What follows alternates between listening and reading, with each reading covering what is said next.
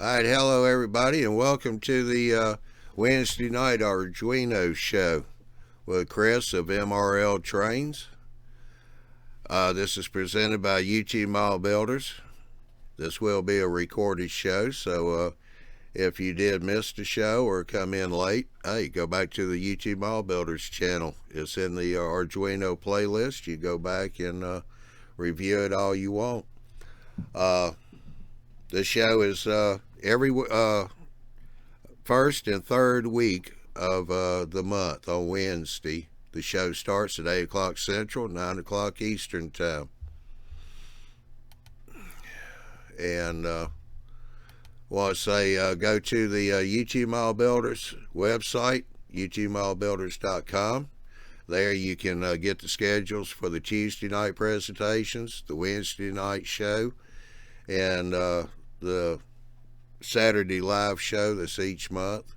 And also sign up for the EMAG. JD and his team do a great job on that. You want to be sure and get signed up so you go back. If you haven't been watching them, you can pick up the archive and go read the back issues. It is a really good read. So, with that said, I will turn this over to Mr. Chris, and it's all yours now, Chris. Okay, thanks, Johnny. Welcome back, everybody. And for those of you out on YouTube, if you're watching this for the first time, this is our workshop number 2. We did one last week, and I recommend you go back and watch that video if you get a chance. But if not, follow along today, and hopefully you'll learn something out of this. So what we're going to do this week, just a little recap. Last week we did LEDs as an output. We basically took the blink sketch and made a light blink, and then did a little code modification and learned a couple of the other essentials, like loading a sketch for the first time.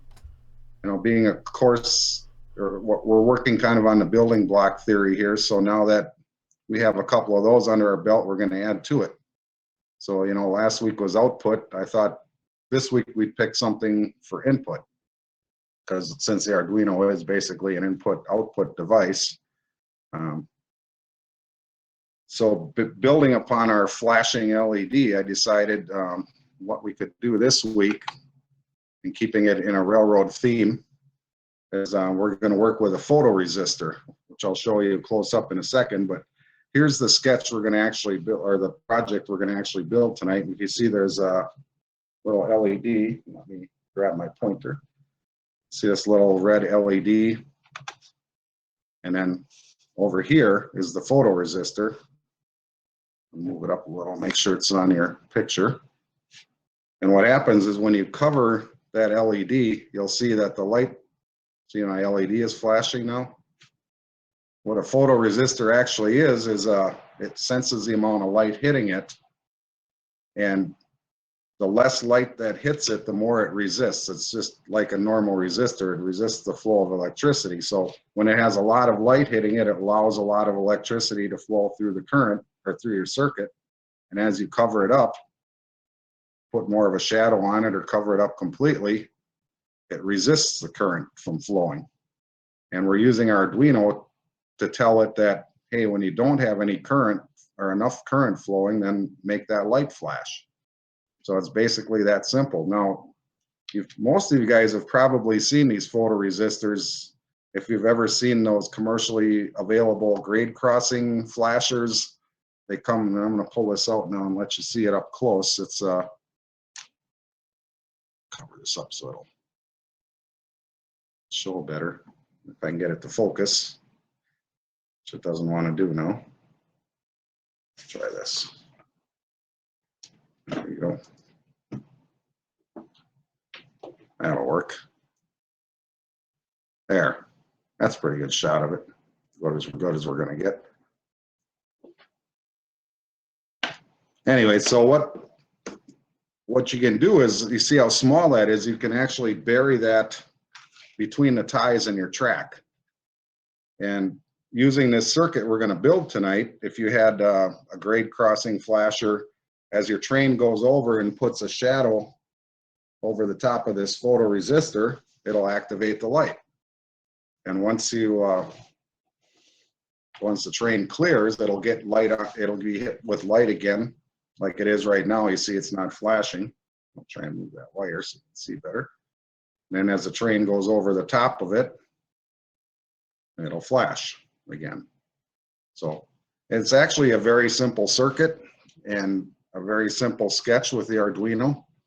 So I'd say with that, let's go ahead and build it. So the first thing I'm going to do is just tear this apart a little bit, or better yet, I'm going to post a link to a website in the chat page. This is one of the things you can do besides using the Arduino sketches that come with the Arduino IDE is you can go out and surf the internet and find sketches, and that's what I did here. So to add to our building blocks today, I'm going to show you how to go out on the internet, find a web page that has a sketch, and in this case, Johnny, can you share my screen?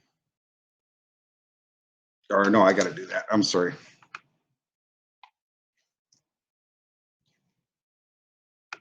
Hopefully we won't have as many technical bugs and man-made bugs as we did last week, and I apologize for those in advance. So I'm going to start my screen sharing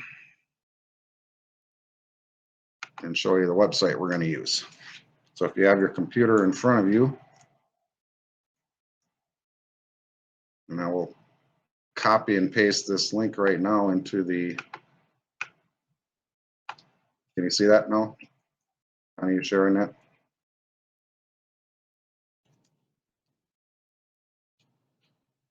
All right, so I don't think this is going to show up in the chat. So I'm going to read it for you. Those of you that are on the panel should be able to see it, but those of you that are in YouTube, I don't think you're going to be able to see this. So stand by 1 second. There you go. Okay. So I'm just going to stop sharing and post this in the chat momentarily. For those that are on the panel, they can actually just click the link, take them right to that web page. And those of you on YouTube, it's https://openhomeautomation.net/smart-lighting-arduino-photocell. And I'll see if I can make that bigger so you can see it better. But it's right up here. So with that, let's go ahead and introduce you to what we're going to do on this page.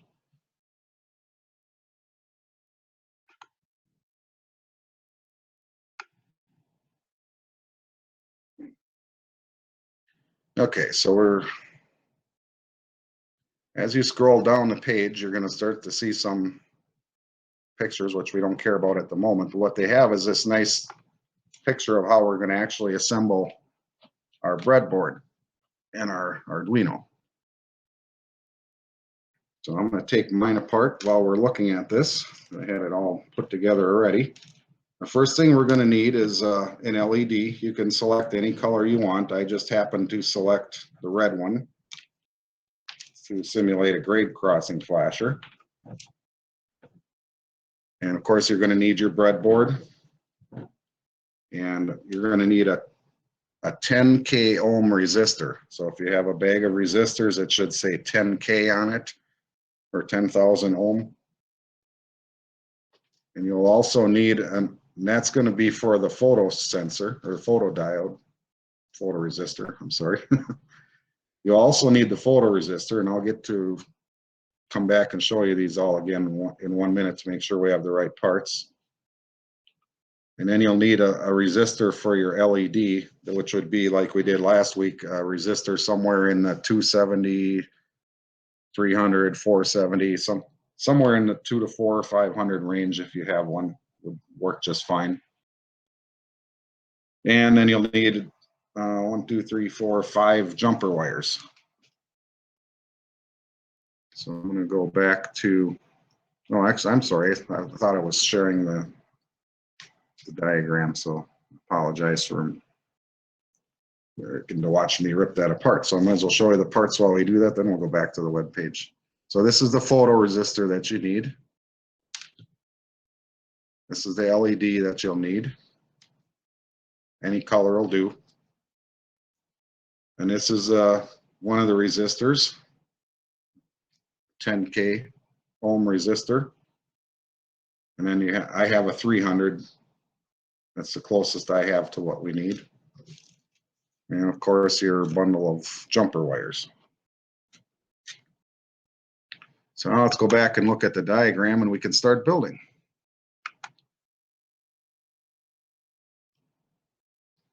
Yes, all the jumper wires need to be male-to-male jumper wires tonight.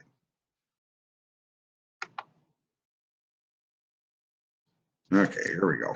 Back to our, so this is on the web page I thought I was on before, but I wasn't sharing. So starting at the top of the page, smart lighting using Arduino on a photocell. They wrote this sketch to actually turn on and off like lighting in your house, but we're going to use it for lighting on our railroad. And when you have the time later, you can read through this if you want, but I'm just going to scroll right down to the diagram of what we're going to build. So there's a picture of your Arduino, picture your breadboard, and all the pieces assembled.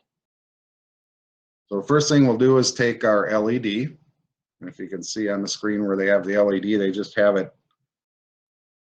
into two holes next to each other. Pay attention to which the longer lead is. That's your anode. You can see it's got a little bend in it.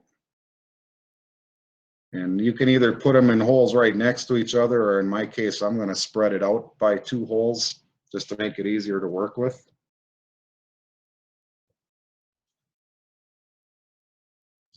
And everybody have their LEDs put in? So then we'll move on to our resistors. You can jump in and answer if you want.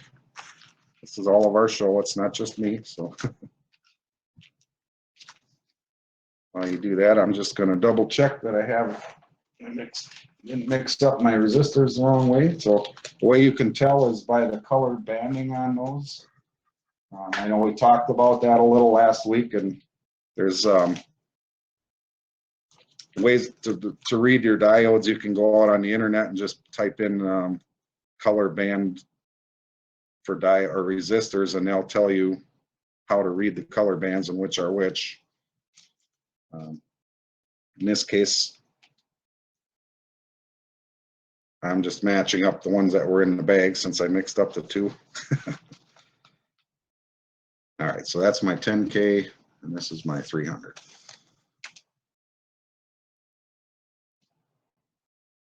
All right, so once you have your LED in, see that diode that's just to the lower right, or even the resistor that's just to the lower right of the LED, you can go ahead and put that in.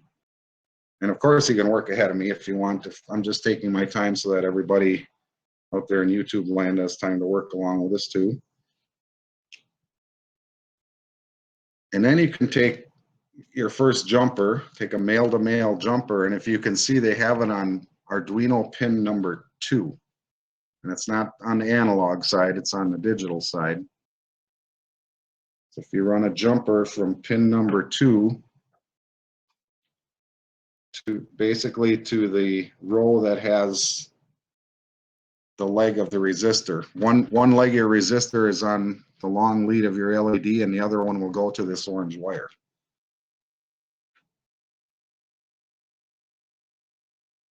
Now the next thing we can do is go ahead and take our photoresistor and put it on the opposite side of the breadboard. Just pick up a row and go ahead and stick it in there approximately where they show it. Will make it, easy to work along with them. So.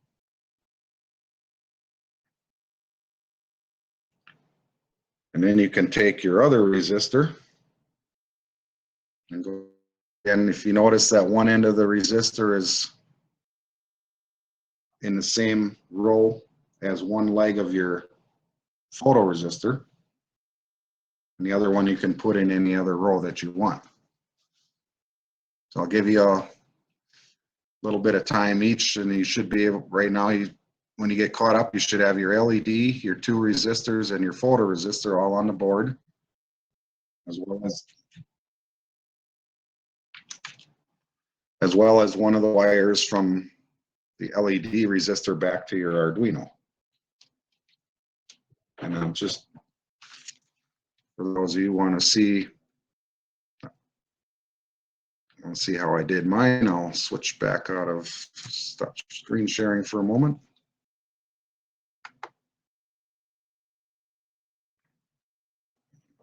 Where you can see it. So basically I have, here's the photoresistor. Here's a resistor that one leg of it is in the same row as the photoresistor. The other one just goes off to the side over here. And I have the LED with one leg here, and then the longer leg over on this side of it. And then this resistor has one leg in the same row as the LED. And the other one goes over a couple rows over, ends up right here. Then I took the wire from that leg and ran it to pin number 2 on the Arduino. I'll try something different. Which resistor is it? 10K? There we go. I think that's showing a little better. The 10K ohm, if you look at it carefully at the colors of the bands, because of the blue on here, I'm having a hard time telling the colors. But it looks like a brown, a red, maybe 2 blues and a red, but I'm having a hard time with my eyes. I apologize for that, to tell you which colors they actually are. Hopefully you have them labeled in your bag. But the 10, oh, if you mean, or if you mean on the breadboard, the 10K goes with the photoresistor, and the Okay, 300. yeah, that's what I was looking for, yeah. Okay, and the 300 goes, give or take, goes with the LED. Okay, perfect. So just to rehash from last week, you almost always need to have a resistor with your LED, unless you're just running on 3 volts. And even then, because you start adding more voltage, it's going to pop. So just always think, when I'm using a resistor or an LED, I need to have a resistor. And most of the time, it's almost always going to fall somewhere between like 207 or 220 and 1,000.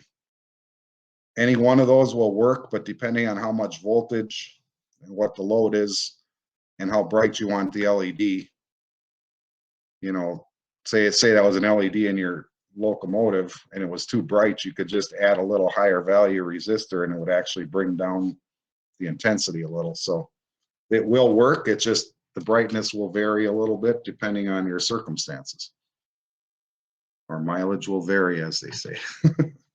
So yeah, the 10K ohm goes with the photoresistor, and the other one goes with your LED. So going back to the sketch again real quick, I'll start my screen share.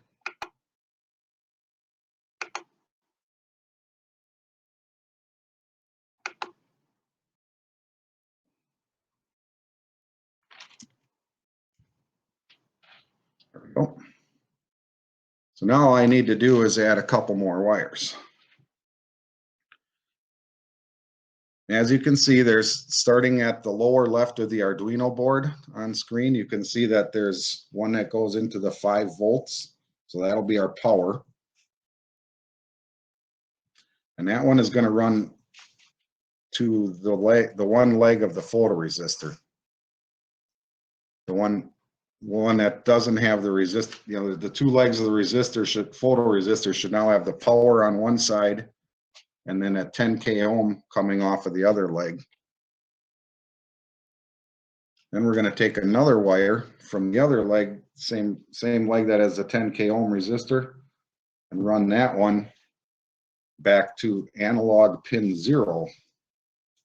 Now, if you remember last week we talked a little bit, I just touched on analog versus digital, and I thought of a good way to explain it since we met last week. And if you think about analog as a dimmer switch on your, as you walk in a room, you have a light switch, you can either flick it on and flick it off, that would be digital, Or if you have a dimmer, you can twist the dial, turn it up brighter, turn it down. That's kind of the difference between analog and digital in a real simple layman's term. That analog pins on your Arduino can sense varying amounts of current coming from whatever type of input you have on it. In this case, it's going to be the amount of light hitting this photoresistor. So I'm going to show you something really cool in a few minutes when we get to it that really demonstrates that well. But just think of it always, the analog as a dimmer switch that has all different values, and then versus a normal light switch that's either on or off. That'd be your digital.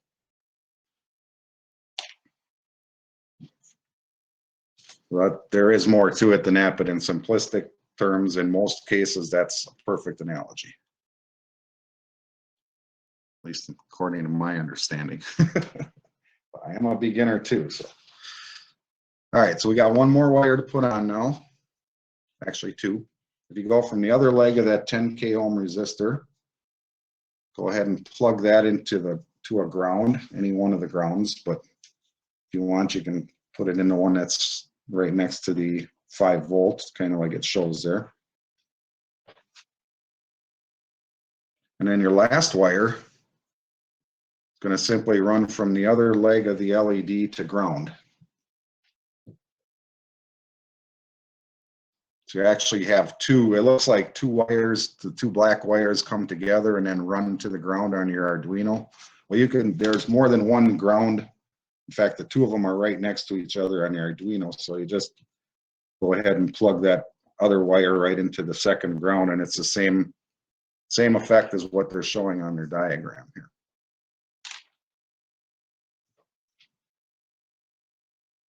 Now, hopefully, I'm just gonna, once you get it done, I suggest that everybody go back now and take a good look at it and double check it. So that's what I'm gonna go ahead and I'm gonna stop sharing my screen and take a look at mine real quick.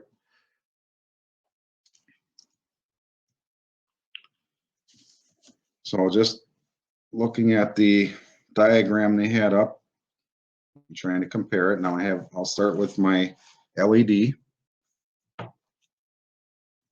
Let me just make sure I center this for you. There we go. So from one leg of the LED, which is the negative leg, that runs to a ground on my Arduino. From the other side of the LED, right over here, there's a resistor, and then there's power in this orange wire going back to pin number 2 on the Arduino. That looks good. I'm just going to make sure my resistor's in there good and my LED's in there good. So that half of the breadboard looks to be okay. Let's come back to this side of the breadboard. You've got the photoresistor off of one leg of that, and just so you know, the photoresistor does not care which direction, which is positive, which is negative. It works both ways, as well as both of these other resistors. The only thing in our project today that cares is the LED. That one has to be the correct way or it doesn't work. So from one first leg of the resistor, we follow the red back and it goes to 5 volts. The other leg they're showing a yellow wire. I'm actually using a white wire. So that's going to run over to the analog pin 0 on your Arduino. And then the last one, which we'll see, a good thing I checked because now I just found one in the wrong row. Go ahead and move that over just one. Oh, look at that. And I'm actually blinking already. It's blinking very weakly, so it's telling me I probably did something wrong here. And that brown wire goes back to ground also.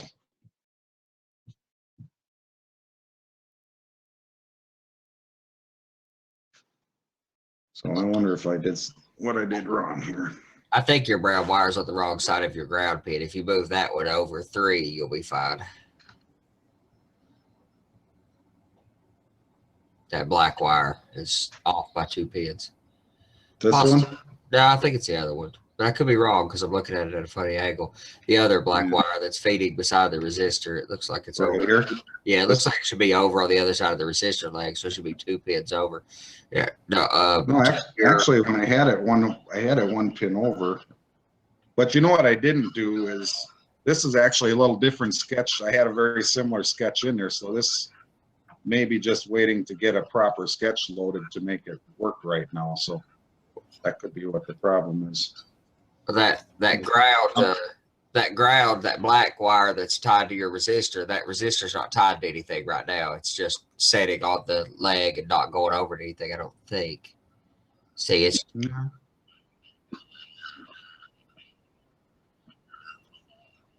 it needs to go over 2 pins to your right. Not that one, the other one. This one. Needs to go over Yeah. 2 pins to your right. Over here?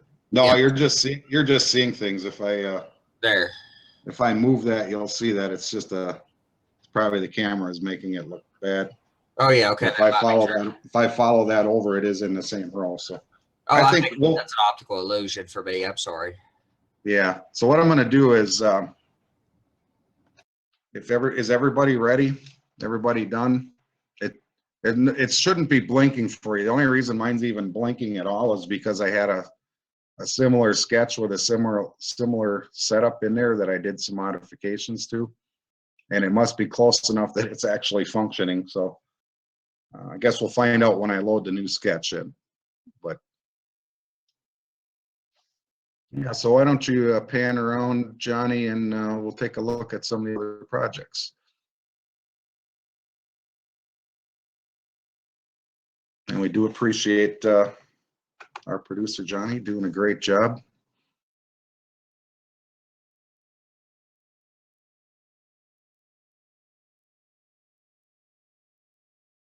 So hopefully you guys, I'm not seeing any other ones, hopefully.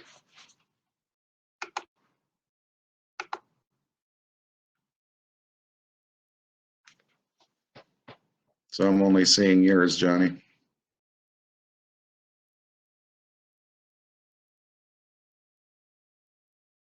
Okay, you guys, other guys on the panel, are you able to see what Johnny moving around from board to board?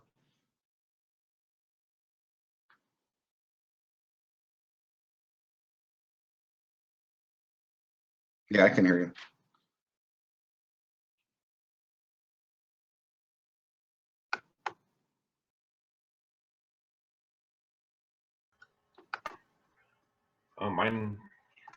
Mine should still be working okay. Yep. Okay, and Ken, looks like you got her pretty well set. And Dave looks like he's pretty well set. And how's JD and Haley doing? Like you're pretty well set too, huh? Anybody not ready to go ahead and upload the sketch? I'm ready. All right, let's do it. Okay, so I'm gonna go back and start sharing my screen real quick here. Well, I shouldn't say it real quick. I wish it was, but it's not that easy.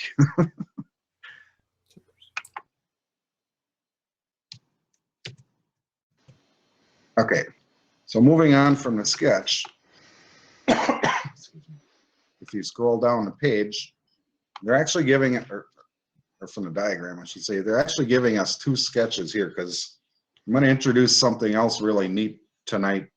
That's called a serial monitor. And what it actually does is it gives you feedback on your computer from what the Arduino is doing. So they give us one sketch in the beginning just to let us try out our serial monitor. It isn't going to blink the light or anything. But then the second sketch, as we scroll down, which unfortunately is in a different format, but this one will actually blink the light as you cover it up or uncover it like we talked about before. So the first thing I'm going to have you do is go back up to this page right here and just highlight all this, everything that's in here, including that little bracket on the bottom there. and then copy it to your clipboard. I just use Control C. That works real well for quick and easy copy to your clipboard. Then we're going to go to our Arduino sketch and just do, does everybody have their Arduino IDE open? If not, open it right now. And what I do is File, New, and it gives you this very basic sketch with nothing in it. So what I always do when I'm starting a new sketch like this, I just highlight that all and delete it. So it's actually in a totally blank page. Then I just paste in what I copied to my clipboard from that web page. And there it is. And I've learned real quickly, like some of you did last week, scroll down the bottom, look for that last little bracket that's down by the blinking cursor there, because if that's not there, your sketch won't work. But as you can see, if I scroll up, there's very little to this sketch. You see the whole thing on one page. I scroll up, I scroll down, there's nothing more than what we're actually seeing. And can you guys, I just want to make sure, can you see my IDE right now? Okay. So the first thing we have to do, as we learned last week, is hit save and give it a name. And I'll just accept the default name of today's date and the letter A. So it's sketch Feb 01, that's today's date, and A. Once I hit save, I can go ahead and try and upload it. And don't forget to hook up your USB cable before you try uploading, or it's going to fail, guaranteed.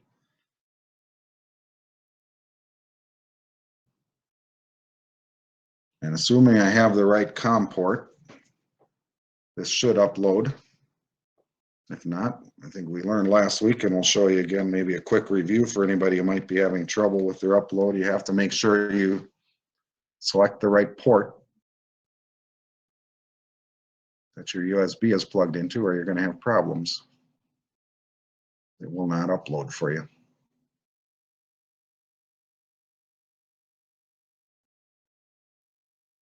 Let's take, as usual, it takes a little while to compile the first time, and if you just keep working with the same sketch and making little tweaks, it compiles faster the second time. The other problem is it could be ready to fail. If it takes an exceptionally long amount of time, all of a sudden it fails on you. You don't know why it took so long.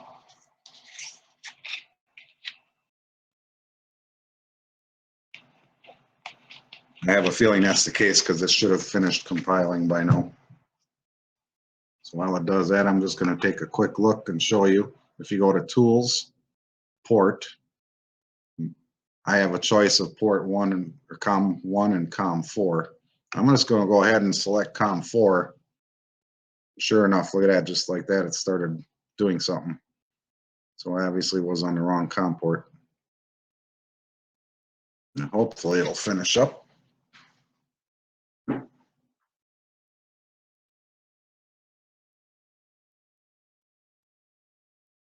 Yeah, come on. Always when you're trying to do something in front of people, that's when it doesn't work, right?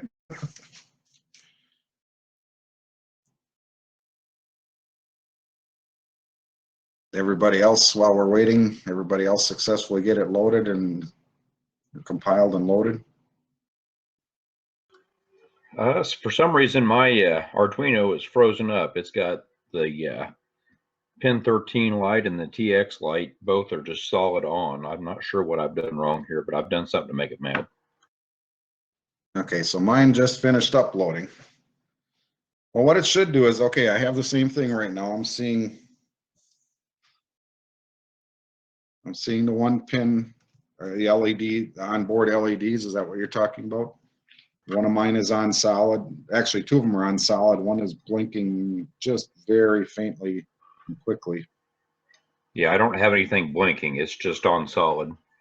Right. So it's not mad at you. Remember, if you look at this sketch, I told you this was just to do the serial monitor. This is not going to actually do anything with our photoresistor and our LED. And the way you would know that is if you learn to read, as we learn to read these sketches, you'll see that it's defining a sensor pin 0 at the top line here. The next line, it's saying begin, the serial begin tells it to start the serial monitor. Then there's a thing that says get temperature, sensor value, wait for a second, do it again. So the sketch, they called it temperature. I don't know why when it's actually a resistor. I think they copied a sketch and just didn't change the name. But if everybody's ready, if anybody's not ready, tell me now, otherwise I'm going to move on to showing you the serial monitor. Everybody uploaded successfully? Yes. Okay. So if you go under We're still tools, having issues uploading, but we're working on it. yeah. Okay. Try a different port if it's not uploading for you. Are you on a Mac or a PC? PC, we switch between ports, so we'll see. Okay. Actually, So done. if you go under uploading. tools and scroll down, you see it says serial monitor. If you click on that, it opens a little window. What you're going to start seeing is numbers appearing in this window, one at a time every second. What that's doing is that's reading the value of resistance from your resistor, photoresistor, depending on how much light is hitting it, and displaying that in a digital number. Now, if you take your finger and put it over the photoresistor, you'll see that number changes. In my case, it dropped from the 120 average down to around 40.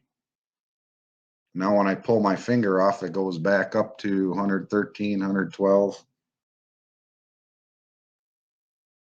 It should be a much higher number. It tells me that maybe I have my two resistors mixed up on my board, so I'm going to swap those out real quick. Mine's staying at a solid 1023. Okay, so that's the max, that's the highest value. That's like, the number it should display will be between 0 and that 1023 that you're talking about. Okay, so now if you look at my numbers, I just switched my resistors. I actually had my 10K ohm resistor on my LED, and I had the 300 ohm resistor on the light. So you might want to try doing the same thing. So everybody, I would think if you're under normal room light conditions, not real dark in your room, you should probably have somewhere between 5 and 900 as a number that's scrolling through pretty consistently when you don't have it covered. And if you go ahead and, now like I just put my hand over, and this is like 3 inches above the photoresistor, not even that close, but you can see the value dropped by a good 100. If I put my finger right up tight on it, it starts dropping even more. We're down into the 500s. So everybody having a little bit of luck on this? Anybody stuck? That's working for me. And flash that off your phone's pretty handy to see those results too. What's that number crank up there? Yeah. If you can add some additional light besides the ambient room light, that number should go up. And the highest number you should get would be that 1013 or 23, like JD and Haley had. Yeah, I can't get that high of a number. With my flashlight directly on top of it, I get somewhere in the 900 range, but it's idling around 500, and then you could drop it down to around 25. It's pretty interesting, though. It's cool. So what you can do to change, the only way we can do anything to change that would be to change your resistor. If you had a smaller resistor, go ahead and try, like if you have a 1K resistor or 1,000 ohm resistor, try putting that in place of the 10K, and your values should drop. Because I actually had a 300 ohm resistor in there, and look at how low my numbers were before. So what I might, The LED's supposed to come on? no LED at this time. It's just strictly the serial monitor, and as we put our finger over or take your hand off, watch those numbers bounce up and down. This is going to have real value to us in a little while. You'll see why. But by using these numbers, we can determine what, every room you put this in will be a little different because the lighting in every room is different. And even where you would mount this on your layout would be different. So what you can do is actually use this serial monitor to figure out the range of numbers that you need. What we're going to do is use a high value and a low value when we get to the LED portion. And so you could use this serial monitor that, let's say you're sitting here right now and under normal room lighting conditions, mine is blinking away at about 831, give or take. Well, I would know that, all right, as a high threshold, that's the normal room light. If it drops below 500, as if a train was going over the top of it, then I want that LED to come on. So you can actually, you'll see in our next sketch, you can define these numbers as to when the LED comes on and when it goes off. So this is where it's real handy to see this. Without this serial monitor, that would all be trial and error. Most.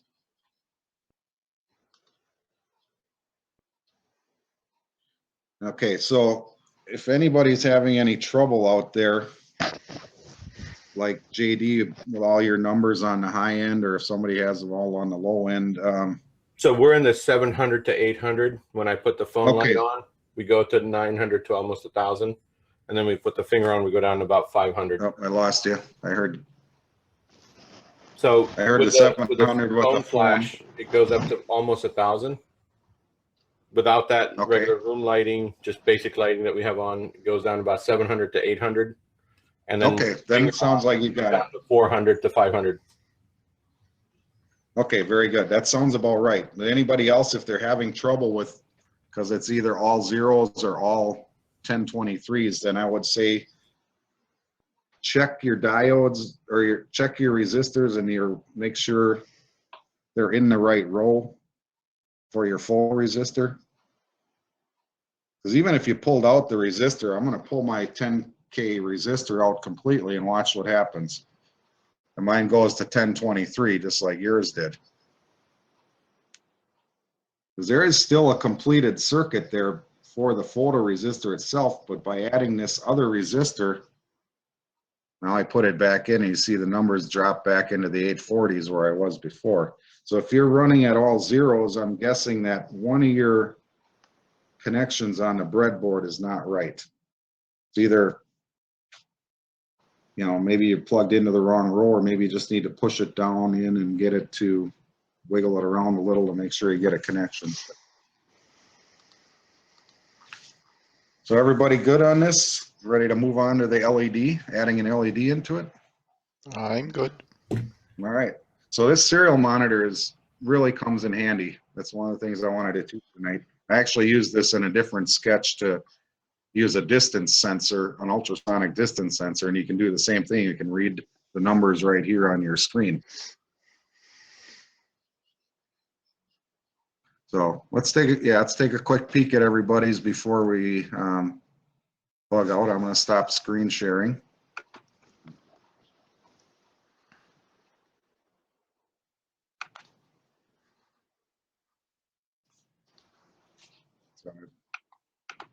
So Andy's looks good. What a mess, Andy. How do you work on that workbench? Yeah, the workbench is a little bit much. Plus, my breadboard matches the workbench. I got like a couple projects out here at one time, but it works. Dave, yours looks good. Ken, let's see what yours looks like. I'm just kind of scrolling through the bottom. I know Johnny's probably showing the other ones. Ken, how did yours come out? Nope.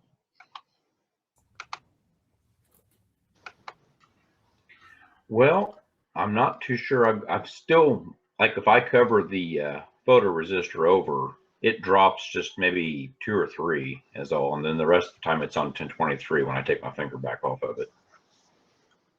Okay, maybe you got too much light around you. Reflection, I don't know.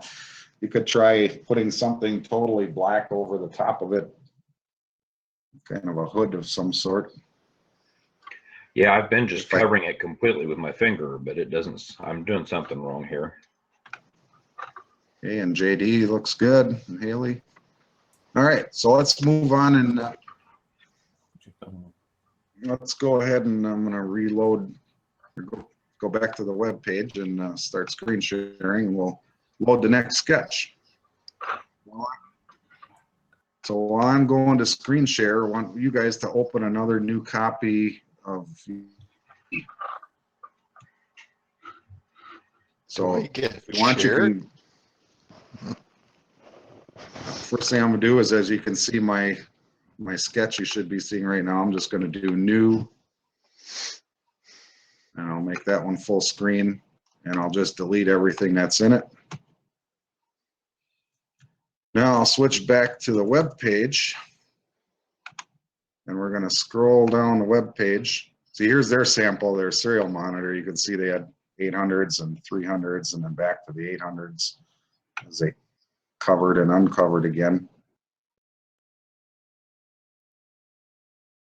There's a nice explanation of how this all works if you want to come back and read this later and get more detailed on how this really works.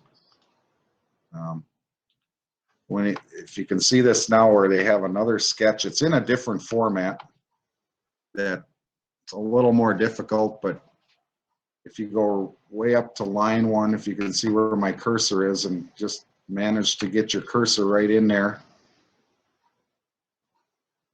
start while you hold your cursor down, scroll all the way down, and you're going to have to keep going down until it won't go down anymore. There's actually 3 or 4 lines of code hidden behind this bar of words. So make sure you go down beyond that to try and capture everything, to highlight it all. And then go ahead and copy it to your clipboard. This is a little tricky, and I apologize for that, but in my Windows 10, hopefully it's different on yours, I have no way to get rid of that little 2 lines of text at the bottom that's covering some of the code. If you were doing this at home, there's a download button up here. When you click that, it'll actually give you a zip file with the whole file that'll load right into your IDE ready to go. But I thought that might be a little complicated for trying to do this live on air, so we'll just select all the code. I'm gonna go back to my IDE and paste it in there. And the way you're gonna know that you have it all, I bet you, oh yeah.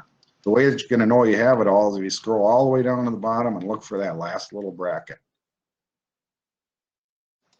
If you see the void loop, then it should say read the sensor pin, then it should say if the light level is low, then going down here, if the light level goes up again, and then 2 little brackets. Then you know you successfully selected all the code from that web page and were able to paste it in here.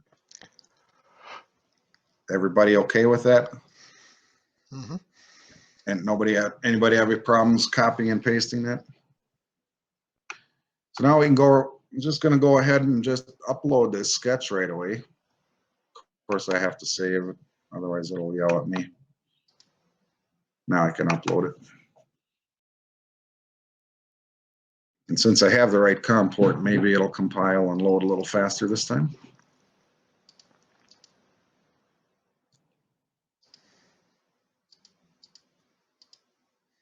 And while we're waiting for it to load, if you just kind of start reading just above where it says void setup, you'll see where it says low threshold 500 and high threshold 600.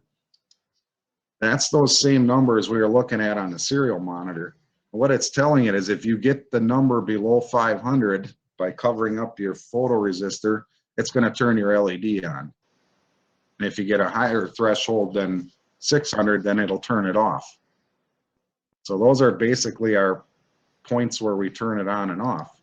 So by using that serial monitor, like we were, getting a feel for what the ambient light is in the room and what it's like when you put your finger over it, we can adjust those 2 numbers to make it work perfectly for our room lighting conditions.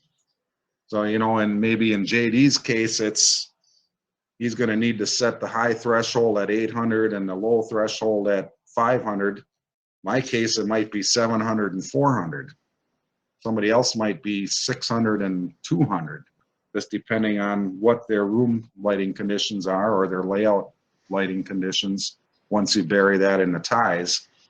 So it's really cool that all I have to do is just look at the serial monitor, see my high number, cover the sensor, see my low number, put a number approximately like that in here, and it's done. Otherwise, I'd be trial and error for maybe a half an hour trying different numbers once I had this installed on the layout, trying to figure out what's going to actually work for me. So that serial monitor is really a neat tool that way.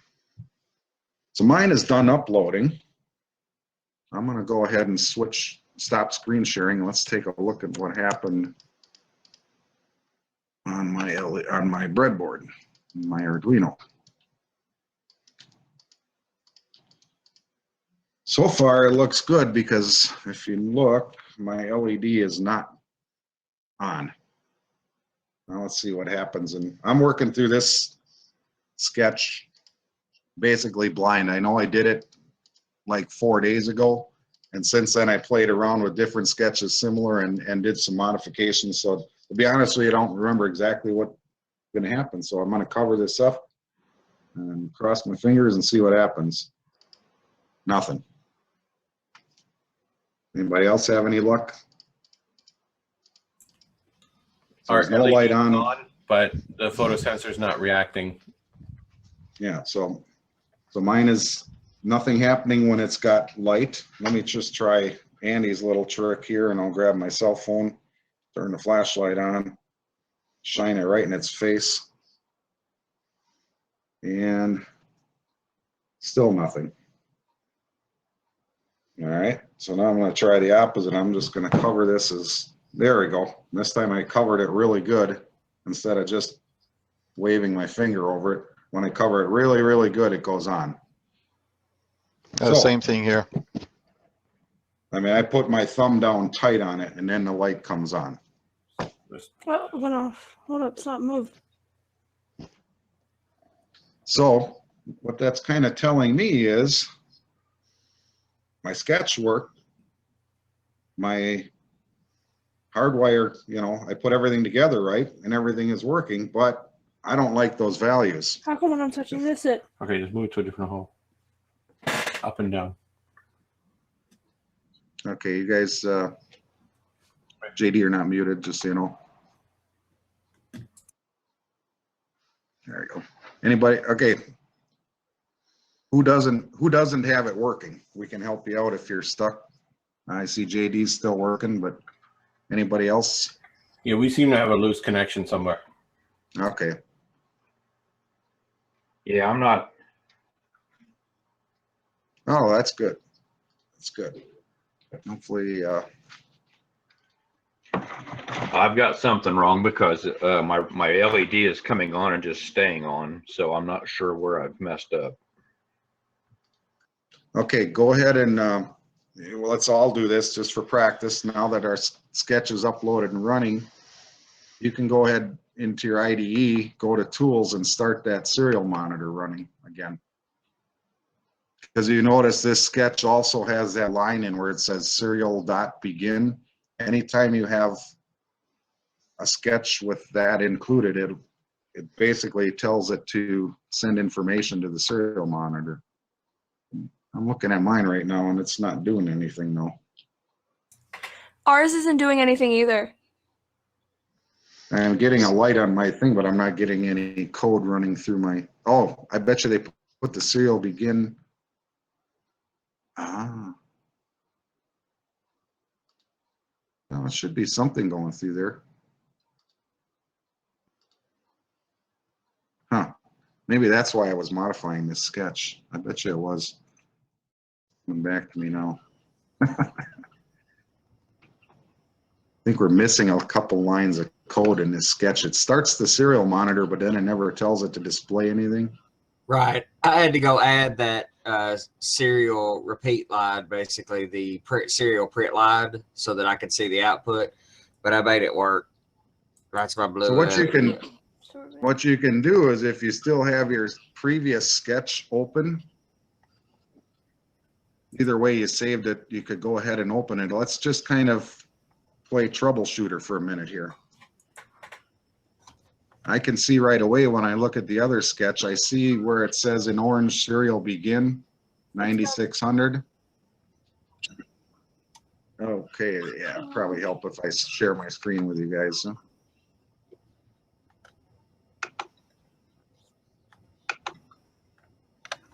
Someday I'll get the hang of switching like I'm supposed to.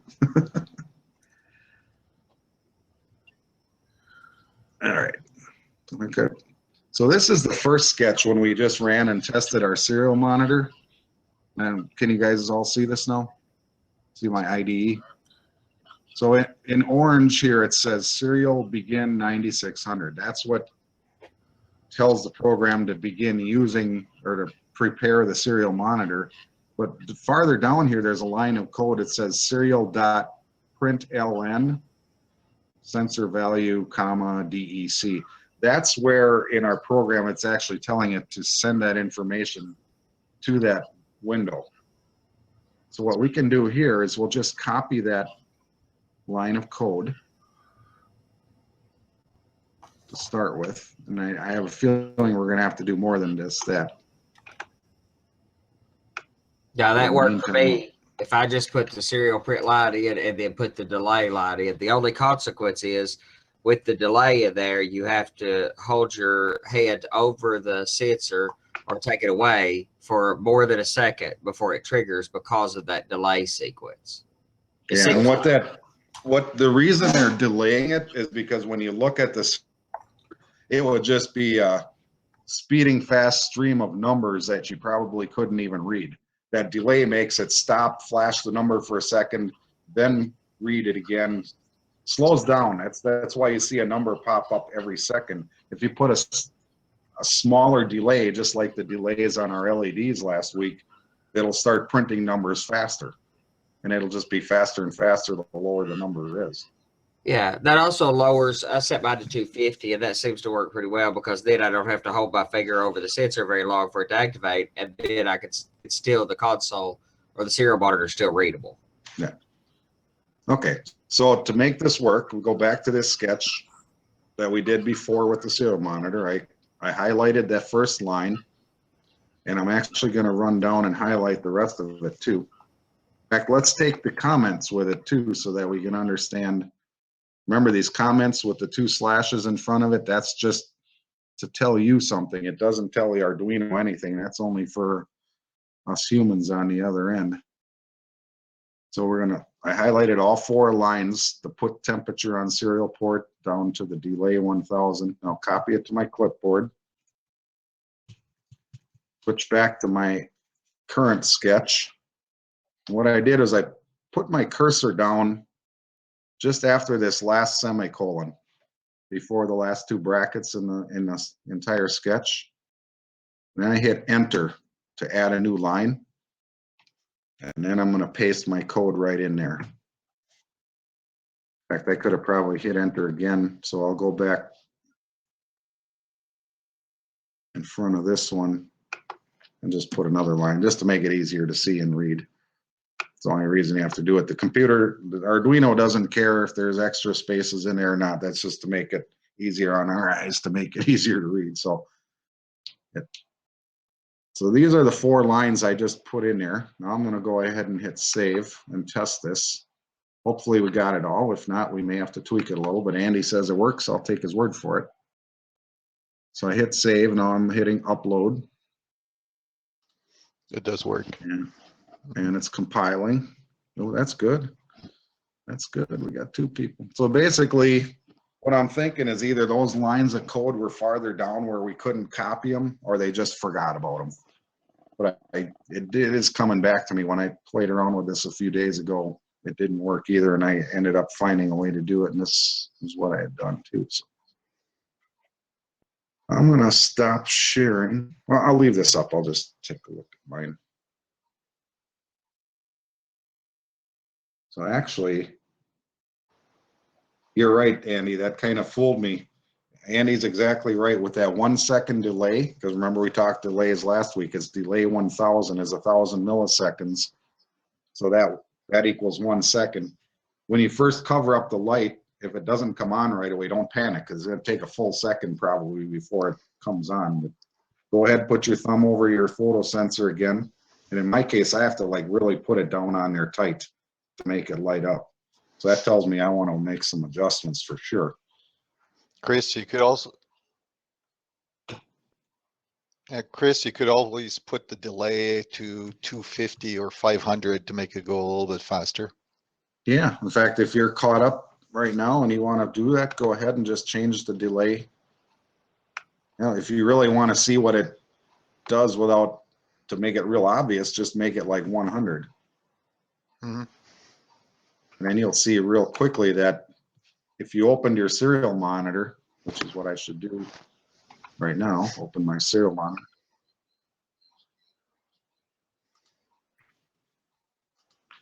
So how you doing, Ken? Still not having any luck. I'm not sure what I'm doing wrong here, but things are not working. Uh-oh. So where were you last successful? Honestly, Where did I'm you not lose entirely sure I was ever successful. I did with the serial monitor. Like I say, it stays on straight 1023 as long as I'm not covering the resistor, the photoresistor. If I put my finger over it, it'll drop maybe anywhere from 1 to 5, and then jump right back up to 1023 again. Okay, so that sounds like your resistor is bad.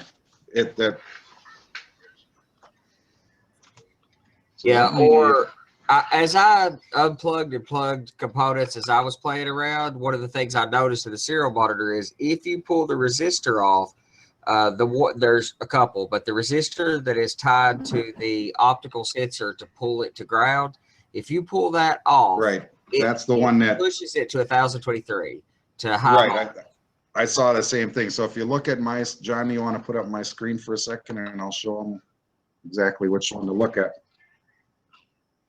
So here's my photoresistor, and I'm going to tip this a little so you can see the leads a little better. So off the one leg of the photoresistor, we have, in the same row, we have this other 10K resistor. And if I pull mine out, my serial monitor will do the same thing as yours. It'll say 1023. So somewhere in this resistor, not the one for the LED, but the one for your photoresistor, is either a bad connection, or maybe you just try a different resistor. Maybe it's either bad or you grab a wrong value. But make sure you have a 10K ohm resistor there. That's what it said. It wasn't the package, but I will pull a different one out and just see if I got a bad one or something. Otherwise, wiggle it around. Make sure that it's in the same row as, there should be 3 things in that one row with the photoresistor. One leg of the photoresistor should have the 10K ohm resistor and a wire going back to analog pin 0.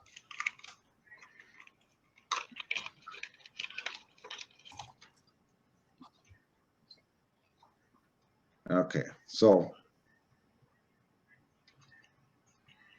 if I'm just trying to get a good angle here, but where I'm pointing, there should actually be 3 things in that row. We should have the white wire, in my case, or whatever color you use, that goes to analog pin 0. You should have one leg of your photoresistor and one leg of your blue, or whatever color. Some are brown, sometimes they're blue. Your 10K ohm resistor. So those 3 should all be in the same row. Then you should also have the other leg of that resistor should have this wire going to ground. This brown wire in my case. It looks kind of black on the screen.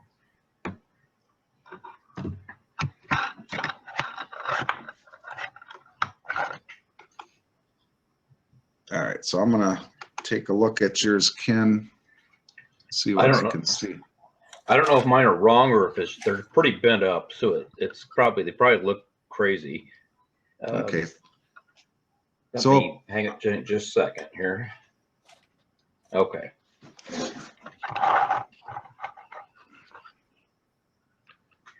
So it could be, let's take a look at your Arduino, Ken, real quick. Mm-hmm.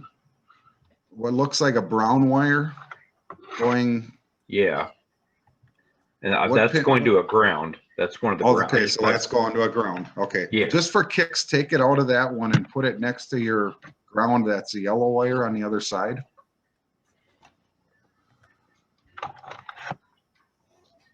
I mean, I can't fit them both in there. I'd have to. You should be. There's two grounds side by side. You have the 5-volt, and then you should have a ground and a ground.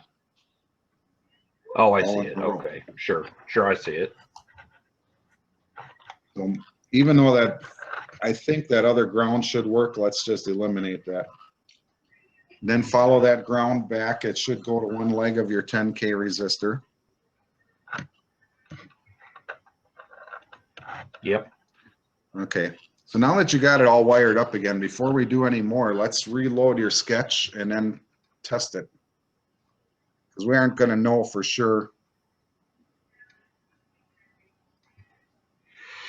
Well, I guess we could. I mean, you could go ahead and test it, but you really got to turn on your serial monitor and see if you've got any different readings now by messing around with it. Okay, I will do that right now.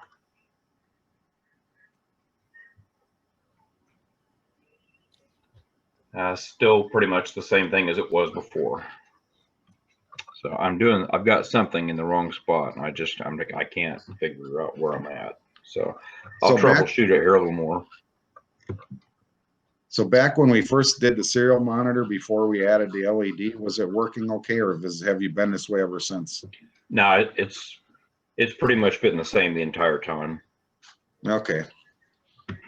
Well, while you play around with that, I'm gonna move on a little bit. Hopefully, Sure. Yeah. Good. Don't wait for me. I'll catch up. hate to leave anybody behind, but No, you're good. Go right ahead. if everybody else is up and running, now we're gonna do is go tweak some values, because if you look at mine again, under normal room conditions, my LED is off. If I just wave my finger over about an inch above the resistor, it's still not going on. But if I actually put my thumb completely over the top of it, I must have goofed something up now while I was wiggling my wires. No, mine's not even going on. Oh, that's odd. So maybe these breadboards are just that finicky. Just start wiggling connections.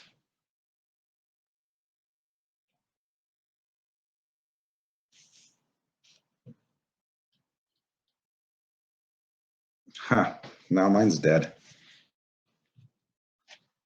Just wiggle everything a couple times and reload the sketch maybe. Or just reset. Here's something we didn't cover last week, I don't think. If you look on your Arduino, up in this corner here where my pointer is, right next to your USB connection, there's a little button. And it may be a little different on the different clones, but if you hit that button, it literally turns off the Arduino and turns it back on again. It's a reset button. So in case something went whacked, sometimes just hitting that reset button, just like kind of your computer, every so often you gotta do a reboot or something. Let's see what happens now. I still don't have anything. Well, let's check my serial monitor. Actually, I know why. I was doing a reload. I was probably goofing around with all that. I was setting my, I'm going to switch back, let you see what I'm doing. Screen share.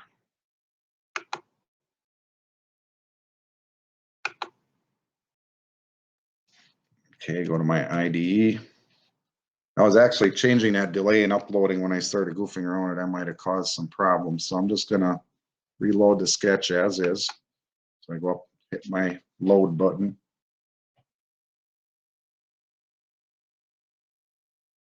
While it's doing that, I'm just going to look one more time to make sure I didn't move something out of place it should have been in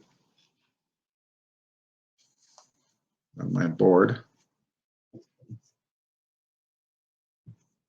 Okay, I'm done uploading.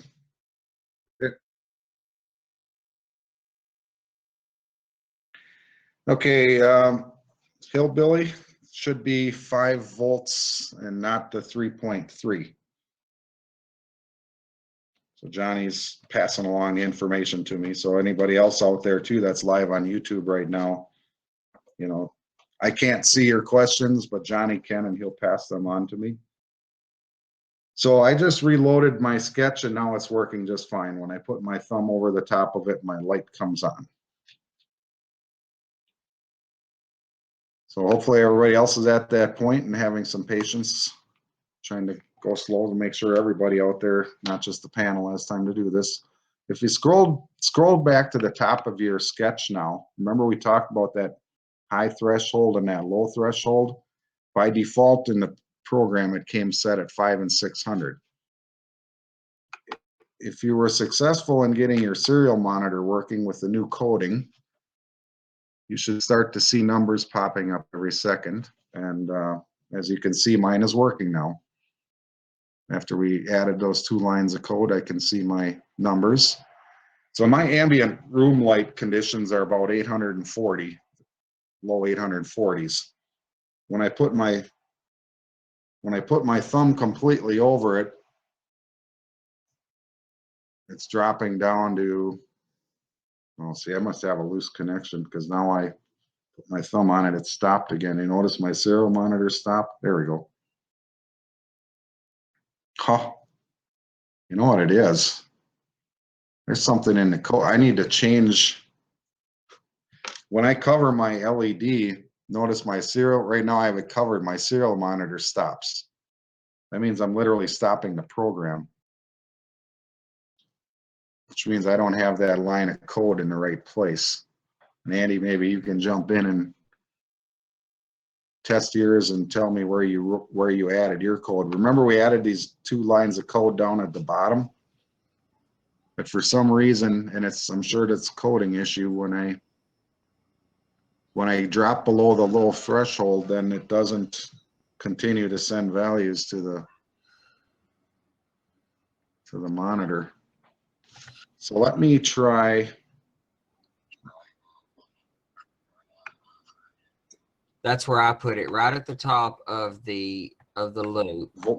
Right before the loop, right? Which is I exactly what I was going to do here. So Yeah, I'm I going to just read the sensor pin, print it out to the serial, delay for a second so that it doesn't get messed up. Remember, this delay is also comprised of all this other delay too, and I lost it. And then these are the actions that take place based on your rating. I have more in my code though. So I'm going to cut this. I'm going to go ahead and just add a few lines right after the read sensor pin and try pasting it in there. Whoops, I did it twice.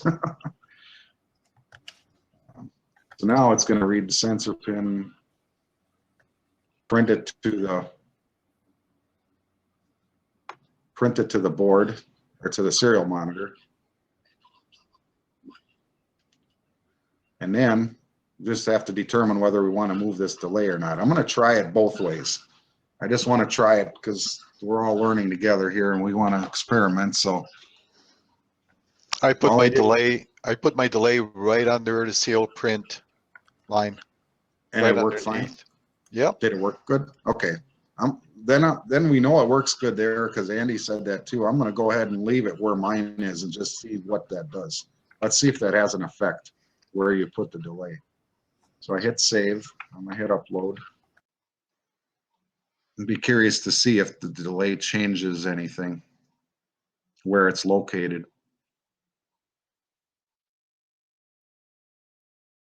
And that's the neat part is, you can't go wrong here. Just change stuff, and if all else fails, go back to where you had it. That's why it never hurts. What I probably should have done is done a save as when I had it working before I start experimenting like this, because then I can go back to where I knew it worked. So I'm done uploading. I'm going to open my serial monitor now, which is still reading away. Now let's see what happens when I put my finger on there. Oh, look at it race. If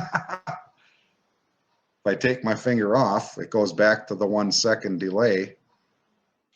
When I drop it low by putting my finger on there, it takes off like a bandit.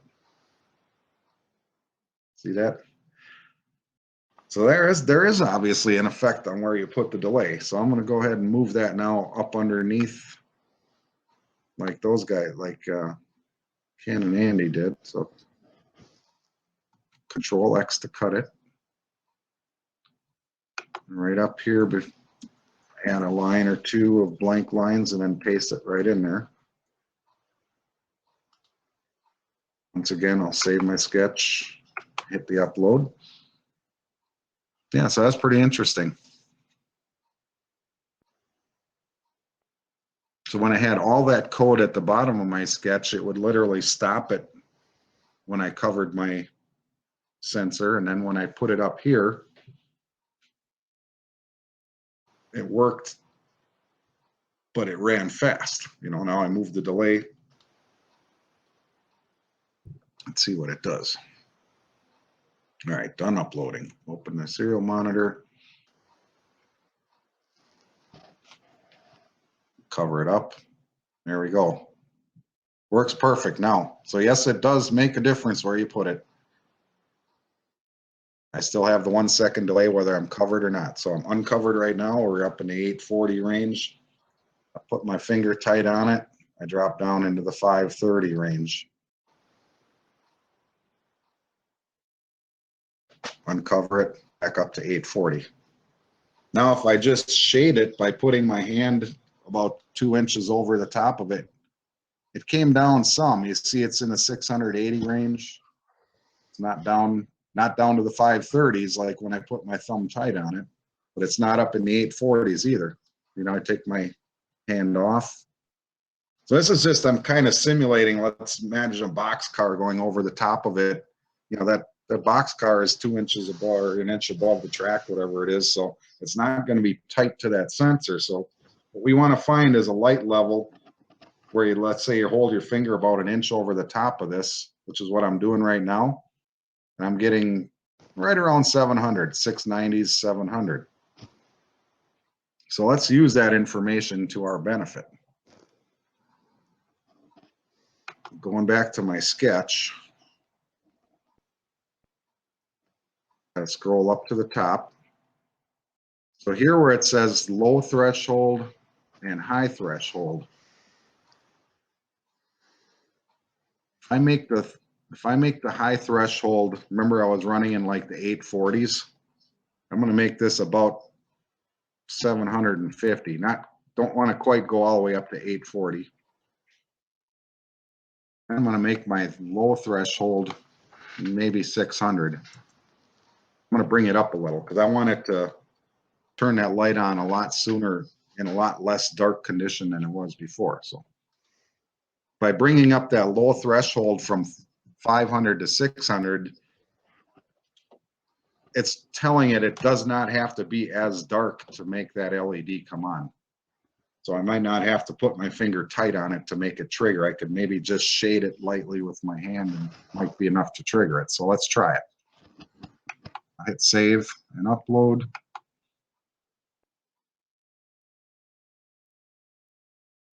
Of course, I'm pretty sure this isn't going to quite give me what I want, but it should show you the difference. I should really have gone up to about 700 where we were just looking at the serial monitor. If I shaded it lightly with my hand, it gave me about 700. So, but I want to show you the difference. All right, done uploading. Let's look at the serial monitor. We're still in the 840s when it's uncovered. If I put my finger tight on it, my LED is flashing and I'm down in the 500 range, 560. Take my finger off, back up to the 840s. Now I lightly shade it at about an inch away. You see I'm in the 600s, 670, 660s, but I'm not down to 600 yet. So my light did not come on. And this is holding my finger about an inch over the top of it, just kind of shading it like a boxcar would do. So I'm kind of bouncing around as I move my finger up and down a little bit. You can see I'm going from up to the side, high 700s down to the lower 700s now as I get closer. Move my finger a little farther away, 820, 830. Move it away completely, I'm at 840. So what that's kind of telling me is let's go ahead and up this 600 to about 720, and then I'm going to shoot this one up to the 850, which is a little higher than, actually I need to keep it lower. I'll make it about 830, just under normal room light is where I want it to come back on. So the 700 tells me where does the LED come on when it's dark enough to get down to 720. Where does the LED turn off? When it gets high enough, it gets enough light to be back up to 830, as read on our serial monitor right here. So I'll hit save and upload, and let's see if this I'm guessing should work pretty close to what I want.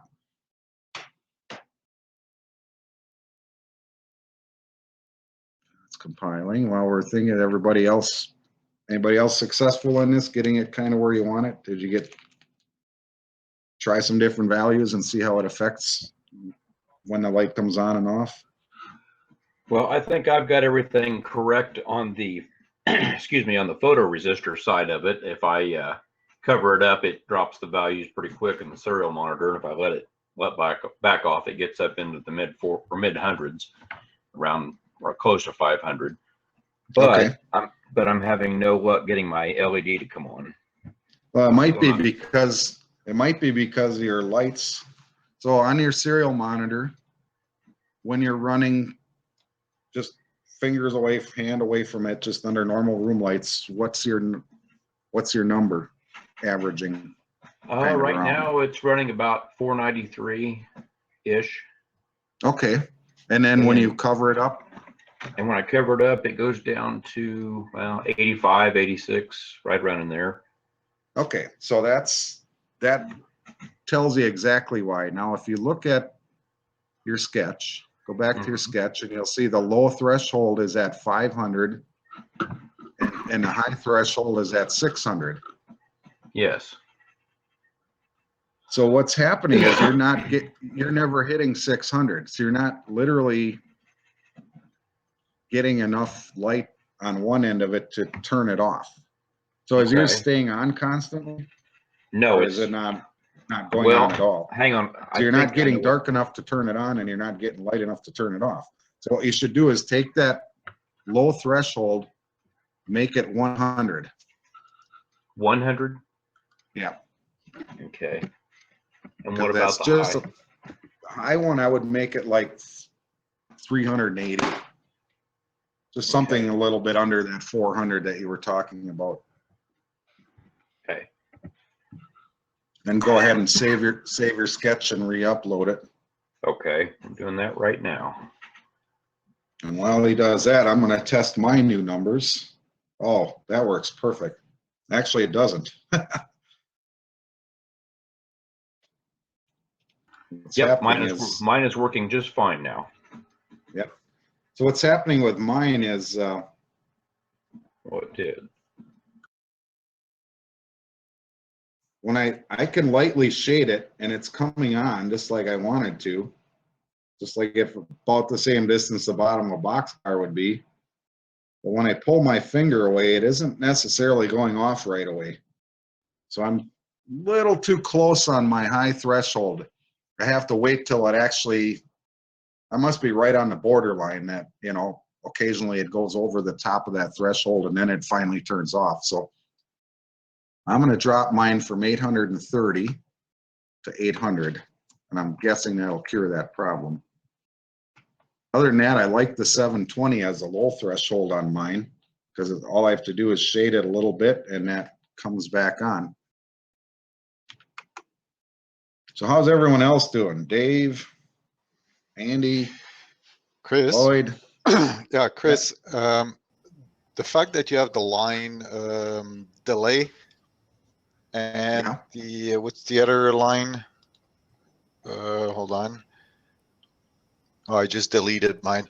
Where for the serial printing, if you remove the 2 lines you added, it will make a difference in the sense that the sensor will work better. Oh, really? That's interesting. Well, that's what I tried, because well, that's the delay. When I was putting my finger on it, or let's say an inch away from the sensor, it would take a while before it would light up, and it would take a while before it went out. Yeah, Now, if that's I the remove delay those two causing lines, that. yeah, see now it, because if you look at my screen, I use the black, I've got black cardboard, and I was simulating a freight car just going over it, and oh, anyway, it was working. Yeah. No, it's that delay. I know what you're talking about. And like I said, you could either lower that delay. The only reason the delay is there is to make it easier to read your serial monitor. Exactly. Because those numbers would scroll by so fast you couldn't read them if you didn't have a delay. But you could easily knock that delay down to 200 or 300 and still be able to read it. They're going to go by faster, but you'll still be able to read it. And it won't. But there would still be a delay on your light, though.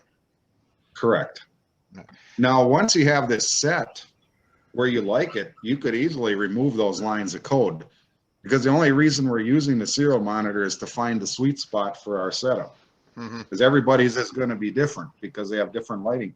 Even going from your workbench to mounting this on your layout, you might find out you have to tweak those numbers.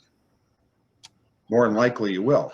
And it might be only 10 or 20, it might be 50 or 100. We don't know. This depends on how different the lighting is on your layout versus where you're sitting at the bench right now. But that's the beauty of this whole thing, is that serial monitor makes it really easy to find the sweet spot. So right now mine is working great. I'm going to stop sharing and show you guys.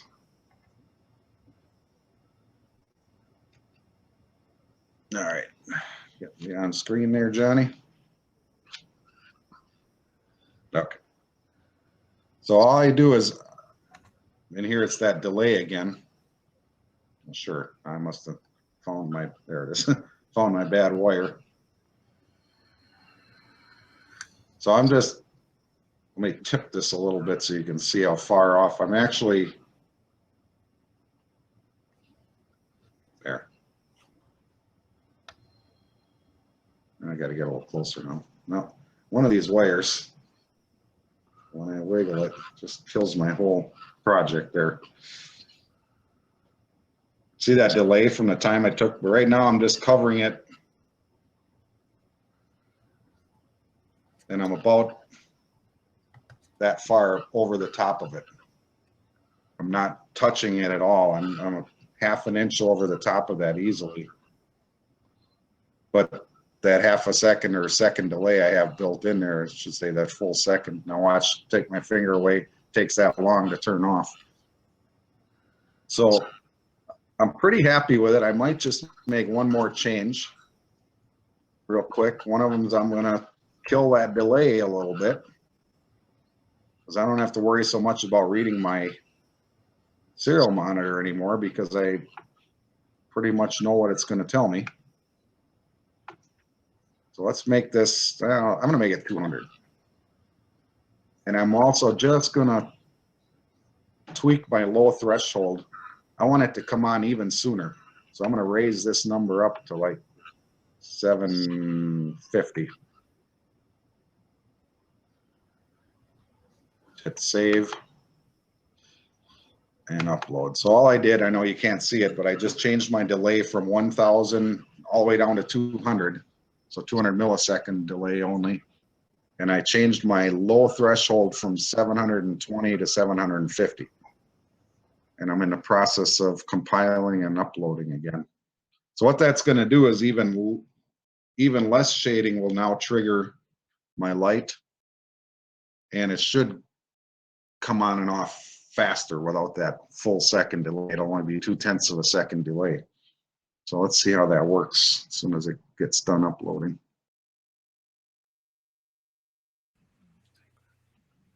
There we go, done uploading. So let's give it a try.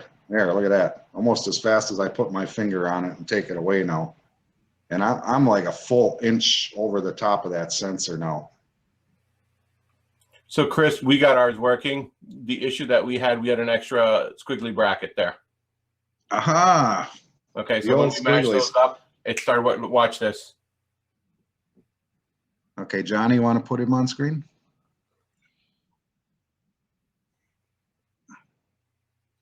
Now, unfortunately, my brother Dave was going to give us a nice little informational talk on the bracket, the curly brackets and all that, and he's having microphone problems, so he's working along with us, but he can't give us any feedback. So basically, you need the curly brackets for the process itself. That's for the loop. Yeah. One open, Yeah. close at the bottom, and then one for each if statement. Correct. Yes, before you do the digital write, and then you got to make sure that you have total of 6. Yeah, you have to have for every open, you need a close. Think of them as dividing the particular program into groups. Don't make it complicated. It's not complicated. If you have an if statement, you'll have a curly bracket and a closed bracket. You know, it's just for each part, there's an open and then a close. So count from the top how many opens, and then just count from the bottom up to make sure you have an equal number of closes, and you're good to go. Think of it as a pair of bookends. Okay, you got to have the pair or it doesn't work. Well, what we ended up, You don't- we had an extra one way at the bottom because when we copied and pasted, we forgot to erase the extra one. Ah, okay. Yeah, always, if you're looking and you're having problems, start looking at those brackets, because wherever there's a bracket facing left, there should be a bracket facing right. Even if there's another set of brackets within inside of it, there should be a pair, a left and a right for every set of brackets. If not, your code is going to fail. It All right, compiles, so- but it just doesn't work. Yeah, well, even after it compiles, if it might fail, you'll get that orange bar and it'll tell you something about, and it might even jump and highlight one of the brackets. That's kind of a clue that you're missing one of your other brackets, you know. All right, so just to go back to mine real quick before we move on, I'm going to show you the new results. So Johnny, if you want to switch back to me. Okay, so all I got to do is just, that's what I think I showed you guys already. So I just got to wave like a full inch over the top of it, and it comes on and off with a much shorter delay, just 0.2 of a second.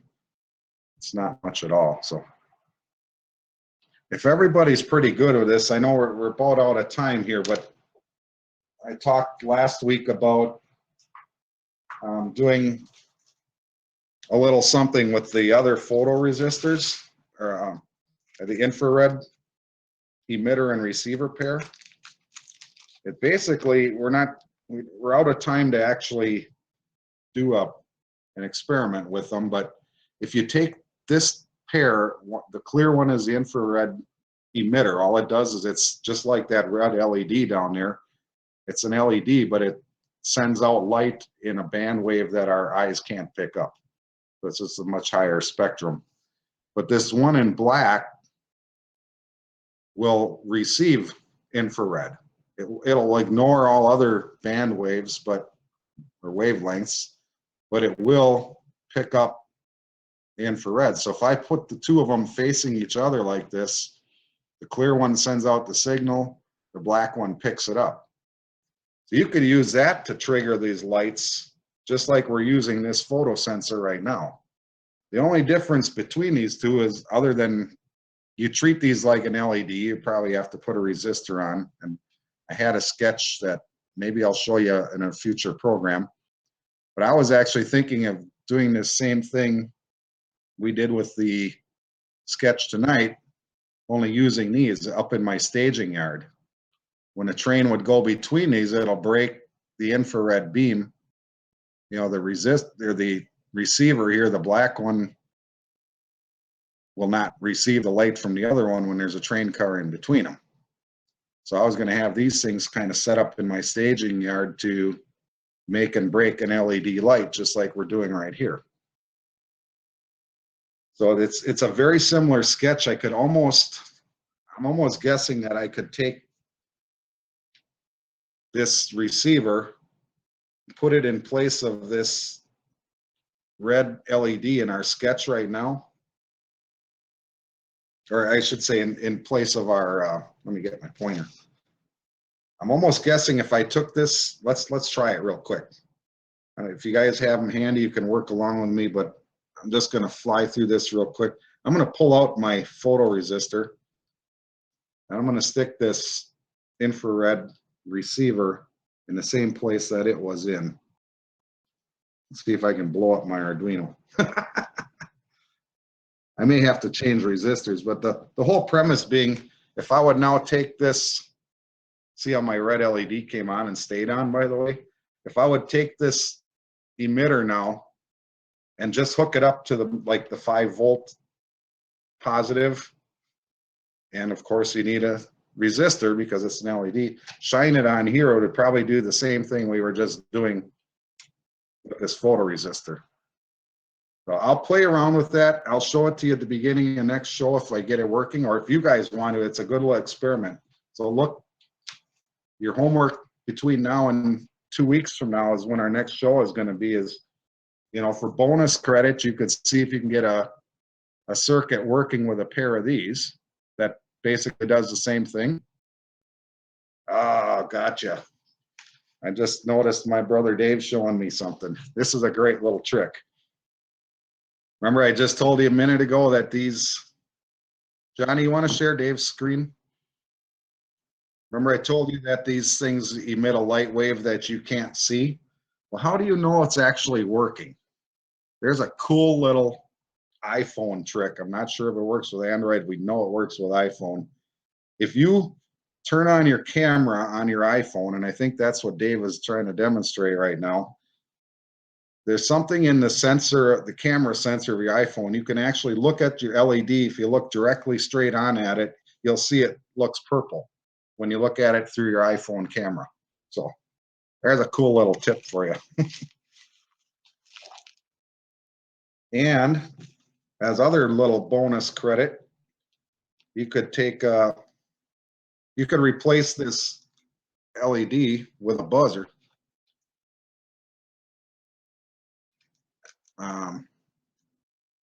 Yeah, what was that?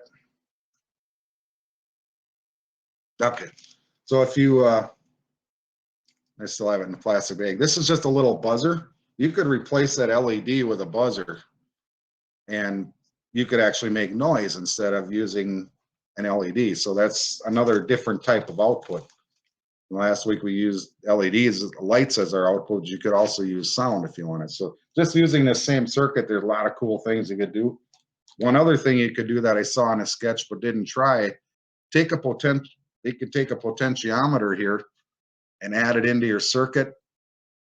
And instead of having to play with the values in the sketch, you can literally just twist the dial to change the settings on when your photoresistor trips that LED on or off.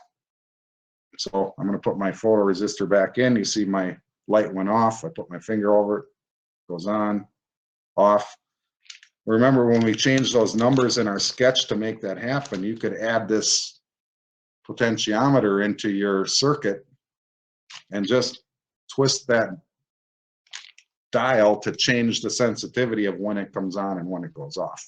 So those are some little bonus extra credit programs or things you could play around with.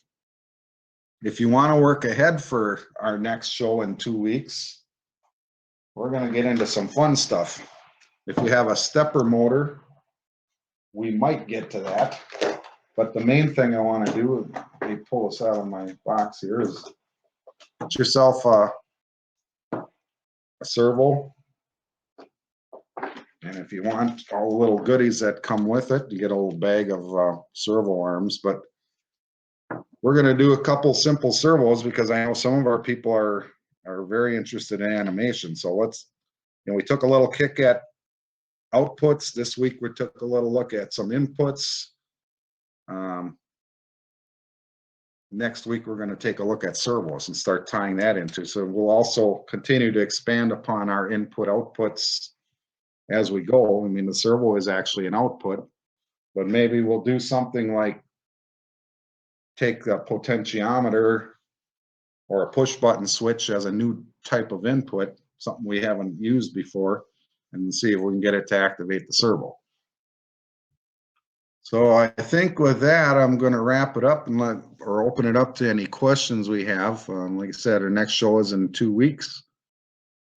If not, I appreciate you guys coming along for the ride. I hope you had a lot of fun, and we'll keep this going.